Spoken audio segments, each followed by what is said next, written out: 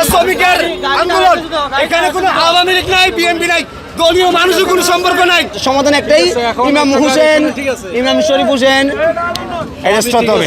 চট্টগ্রামে সড়ক পরিবহন শ্রমিক ইউনিয়নের নির্বাচন ঘিরে দুই পক্ষের সংঘর্ষ ও পুলিশের সঙ্গে ধাওয়া পাল্টা ধাওয়া হয়েছে। এতে পুলিশ ও শ্রমিক সহ বেশ কয়েকজন আহত হয়েছেন। পরে নগরীর কয়েকটি গুরুত্বপূর্ণ সড়ক অবরোধ করেন শ্রমিকরা। আমি সুদের 2 লাখ টাকা নিছি আর নিজের কাছে 50,000 টাকা ছিল, ভাই বন্ধুর থেকে 50,000 নিয়ে 3 লাখ টাকা দিয়ে আমি করছি। আজকে নির্বাচন কমিশনের কারণে আমি ক্ষতিগ্রস্ত, আমি একজন ড্রাইভার, আমার লাইফটা শেষ। সকালবেলা যে সুন্দর শ্রমিকেরা ভোট দিয়েছে স্যার, সুষ্ঠু পরিবেশ আনতে হবে।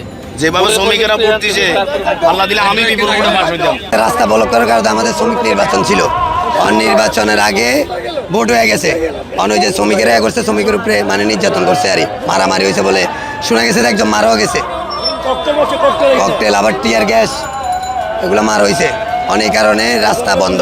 না আমরা ভোট দেওয়ার জন্য অনেক কষ্ট করে এসেছি, কিন্তু আমাদের গায়ে হাত দিচ্ছে, আমাদের শ্রমিকের মাথা ফাটাইছে এবং মারার জন্য গেছে, এরকম হয়েছে। আমরা সুস্থভাবে ভোট দিতে পারিনি, উল্টা আমরা মার খেয়ে আইছি। এটাই আমাদের, আমরা ভোট দিতে আইছি, আজ আমাদের শ্রমিকের হাত। আমরা আসছি অনেক দূর থেকে ভোট দেওয়ার জন্য আসছি। আন্তজেলা সড়ক পরিবহন 1143 স্টাফ আমরা ভোট দিতে হয়নি, ওরা বুসিং করেছে।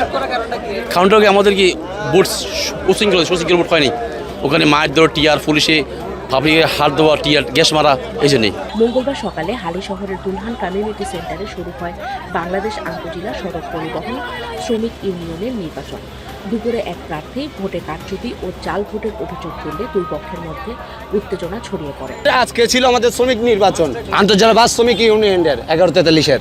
সেখানে আমাদের ক্যান্ডিডেট যে ছিল ইমাম শরীফ হোসেন, সে জালিয়াতি ভোট নিচ্ছে। একজন প্রার্থী তো ভোট কেন্দ্রের ভিতরে থাকতে পারে না, সে থাকবে মাঠে। তার অধীনে নির্বাচন কেন হবে? হবে যে সুষ্ঠুভাবে, নিরপেক্ষ। তার বাহিনীদেরকে নিয়ে আমাদের শ্রমিক ভাইদের উপরে আক্রমণ করে, অলরেডি আমাদের একজন শ্রমিক ভাই ড্রাইভার মারা গেছে গুলি খেয়ে। অলরেডি চট্টগ্রাম মেডিকেল আছে, আপনারা চাইলে যাচাই করে নিতে পারেন। পরে কদমতলী বাস টার্মিনাল অলঙ্কার AK খান মোড়ে সড়ক অবরোধ করেন শ্রমিকরা। বন্ধ হয়ে যায় চট্টগ্রাম থেকে বিভিন্ন জেলার বাস চলাচল। বিকেল 5:30টার দিকে অবরোধ তুলে নেওয়া হয়।